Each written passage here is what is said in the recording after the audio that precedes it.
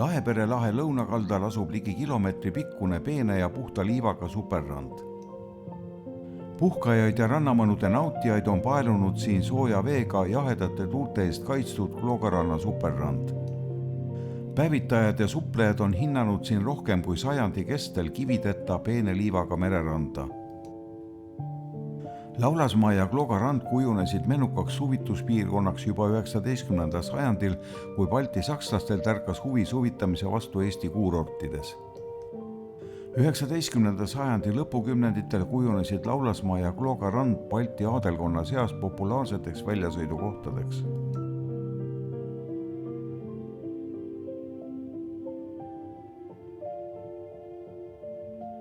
...1870. aastal käivitati Tallinn-Balti jaama ja Paldiski vahel regulaarne rongiliiklus ning huvi Kloogarannas ja Laulasmaal suvitamise vastu kasvas veelgi. Klooga raudteejaamast Kloogaranda on 3 kilomeetrit, mis tähendas vedruvankriga vähem kui pooletunnist reisi. Eelmise sajandi teisel kümnendil hakkasid ettevõtjad ja kõrgepalgalised haritlased kasutama suvilatesse sõitmiseks autosid. Kel autot polnud, sai Klooga jaamast puhkekohta kohaliku omanikjuhi Julius Hausmanni autobussiga.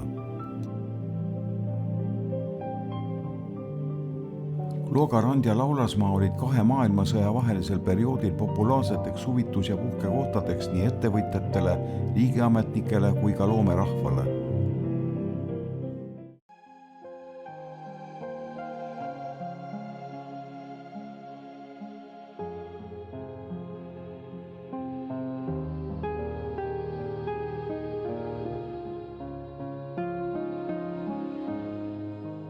Kõltsu mõisa 1891. aastal valminud härrastemaja oli üks esimestest Kloogaranna häärpäritest.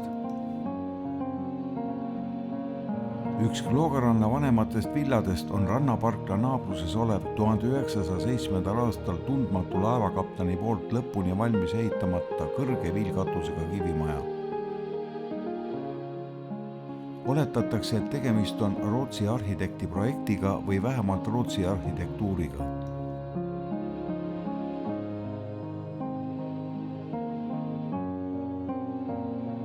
Hoone seinad ja nurgad on laotud Rootsis valmistatud seina- ja nurgaplokkidest.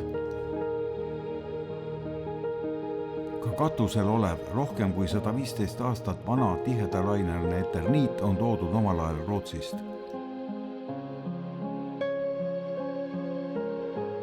Maja on säilinud praktiliselt esialgsel kujul. Kunagise Klooga teise pioneerilaagri kasutuses oli 1910. aastal ehitatud suvemaja. Maja lammutati 2024. aastal. Kunagise arsti, riigivanema ja välisministri Friedrich Haakeli villa asub Liiva teel endise Klooga teise pioneerilaagri territooriumil. Tol ajal ega selliste maamajade puhul linnaarhitekte eriti ei kasutatud, vaid olid väga hinnatud ehitusmeistrid, kes siis tegid selle projekti ja selle järgi väga valmis sai.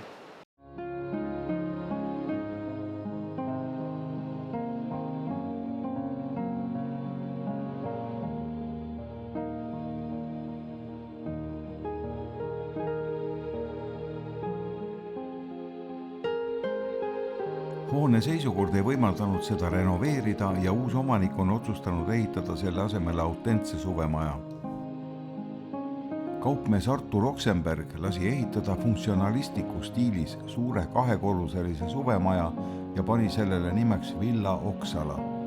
Enne maja tagastamist endiste omanike järeltulijatele tegutses siin aastakümneid Eesti Teatriühingu puhkekodu. 2 maailmasõja vahelisel perioodil ehitatud maja asub Kaarmani ja Akeri villade naabruses. Mereteel oleva kelpkatusega suvemaja lasi ehitada arst, kunagine Tallinna linnavalitsuse tervishoiuosakonna juhataja Nikolai Sarv.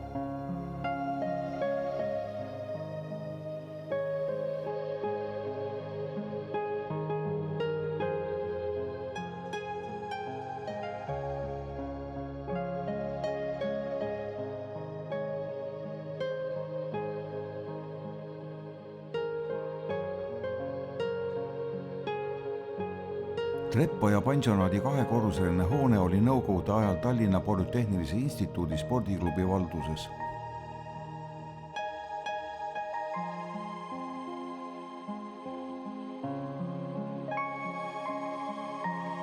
...1956. aastal asusid Polütehnilise Instituudi töötajad ja üliõpilased vahepeal käest lastud hoonet taastama.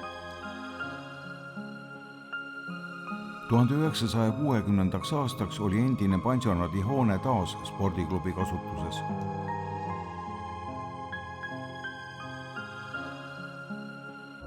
...20 aastat hiljem oli hoone üle värvitud ja sellele oli ehitatud juurde terrass.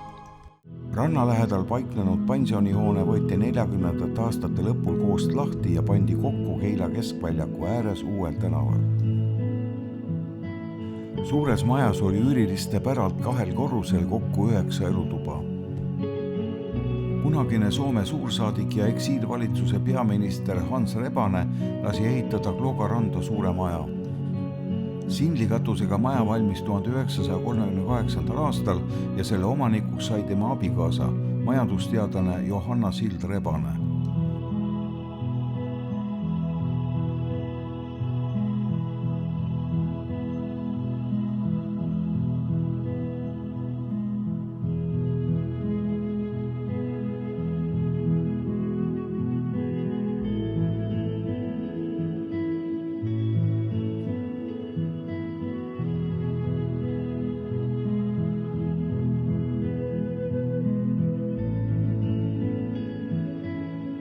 Aastatel 1959–85 oli kultuurimaja juhatajaks tantsujuht ja organisaator Reet Leemets, kes juhtis Kloogaranna ja selle ümbruskonna kultuurielu. Aastal 1938 ehitas ehitusmeister Hübe endale mereteele kauni laaskatusega maja.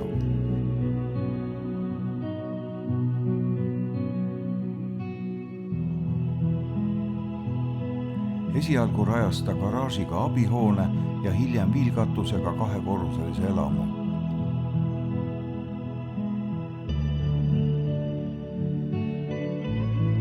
1939. aastal paigutati majja elama Vene ohvitseride perekonnad ja hiljem jaotati hoone 4 korteriks.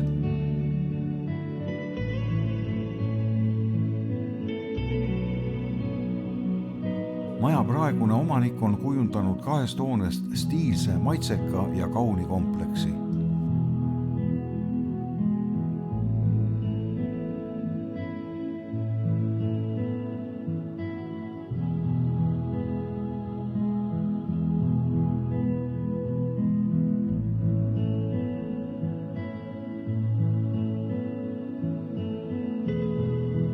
1950. aastatel oli Klooga rannas kõigest 150 alalist elanikku.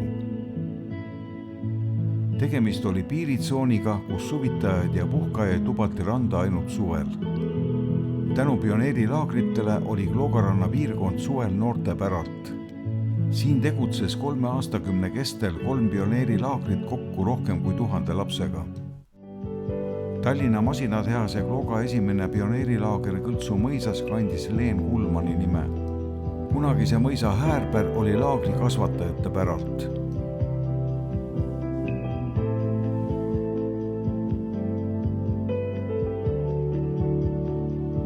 Klooga teine pioneerilaager paiknes Liiva teel kunagiste villade alal.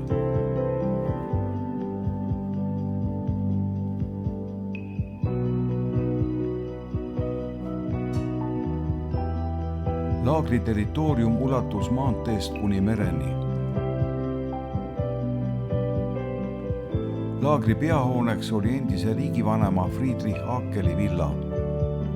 1999. aastal hakkas endise pioneerilaagri asukohas tegutsema Kloogaranna noortelaager. Haridusministeeriumile kuulunud noortelaager pakkus laagri korraldajatele aastaringset kasutamisvõimalust. Noored olid siin viimati 2023. aasta suvel, pärast mida otsustati laagri ala koos hoonetega erastada. Klooga 3. pioneerilaager paiknes Treppoja kaldal ja kandis Punaarmee kindralmajor Panfilovi nime. kahel pool Joa teed asunud pioneerilaager oli laagrites suurim ja kärarikkaim.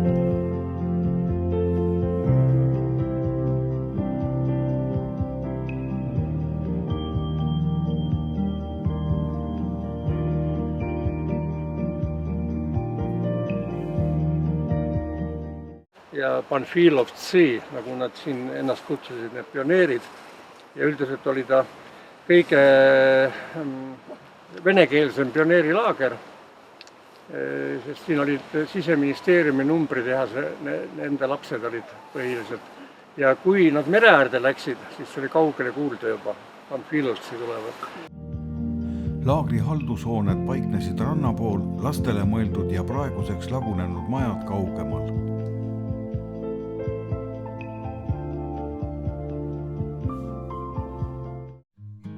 13,2 kilomeetri pikkune treppoja saab alguse Keila lähedalt Mudaaugu kuivenduskraavidest ja jõuab välja Kloogaranda.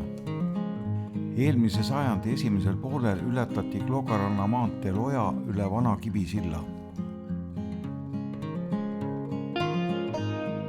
Kuni 2013. aastani oli kasutusel postpiiretega kitsas sild. Puhkajad käisid ojasuudmes loodust nautimas ka varakevadel. Ta voolab Kloogaranda välja ja seal kunagi, kus vetelpäästehoone oli, seal ta ühineb veel teise ojaga, mis on Otuoja. Ja Otuoja hakkab siis Niitväljast tulema ja ta on lühem, aga vett on selleski. Kuival suvel ojasängis veevool peaaegu puudub.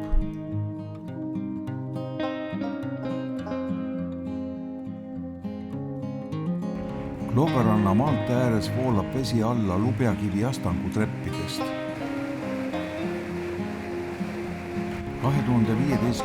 aasta detsembri algul oli vett ojas eriti ohtralt.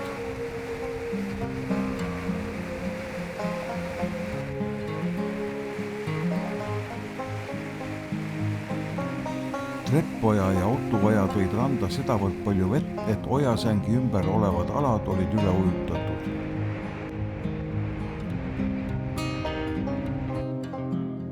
Ühinenud ojade säng Suudmealal on säilinud kunagisel kujul.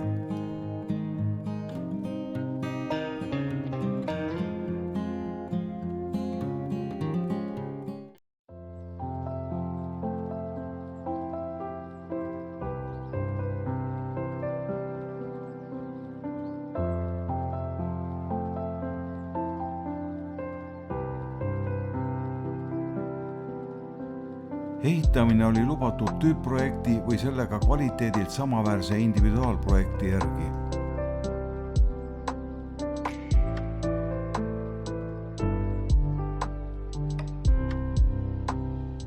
Kinnistus jagati 59. nii et 58. aastal juba pandi nagu see süsteem paika. Kõigepealt mõõdeti ära tänavad ja siis anti kinnistus. Ja tänu sellele Kloogarannas ei ole mingit probleemi mereäärde pääsemisega.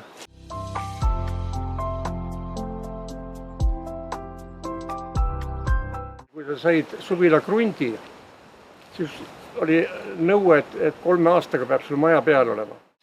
Suvilad olid ehitatud karmide reeglite järgi. Suvila ei tohtinud tänavale olla lähemal kui 13–15 meetrit. Nad olid enamasti kõik ühe joone peal. Katus oli lubatud kaldkatus kuni 12 kraadi. Aga kujutage ette, tähendab, kui on ainult 12 kraadi ja mändide all, et see katuse puhastamine on üks tüütu probleem niigi, aga kui ta on lamekatus, seda enam. Paljud valisid suvemaja projektiks 1960. aasta tüüpprojekti S2. Nõmmede alguses asub sama tüüpprojekti järgi ehitatud väike suvemaja. Selle lasi ehitada Alfred Rebane, näitleja rahvakunstnik 60. aastal kohe. Ja Villa Kaatsi nime ma ei teagi, millal sai Rebase ajal või hiljem, aga ma arvan, et Rebase ajal see oli nagu teatud huumoriga, sest villasid on Kloogarannas palju, aga selline tüüpprojekti suvila võib ikka villa olla. Sees on suur tuba, magamise nisk, kööginurk, rohkem vaja polnudki. Sai vihma eest varju minna ja suvel oli nagu nii rohkem õues. Aastaid hiljem, kui maja ehitusalust pinda suurendati, tehti paljudele suvemajadele juurde ehitisi.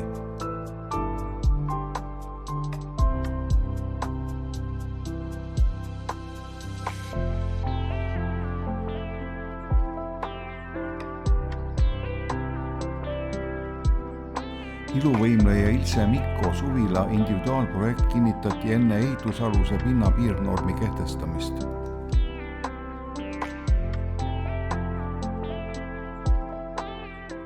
Temal vedas, tema kinnitas suvila projekti enne juulit 1960, kui ei kehtinud see 20 ruutmeetri nõue. Põhimõtteliselt eriprojektidega suvilaid tegid need, kes olid arhitektid või kellel olid sugulased arhitektid või sõbrad. Teistel oli nagu tüüpprojektiga lihtsam, seda enam, et Tallinna linnavalitsuse või RSM täitevkomitee tollal kapitaalehituse osakond osutas ehitusteenust, nagu see Villa Akatsiagi, nende tüüpprojektide järgi panid nad detailides kokku suvilaid. Kloogaranna aedlinnas kohtab ka Järvakandi tehastest tööstuslikult toodetud puitkilpidest kokku pandud väikseid nädalalõppu veetmise majakesi.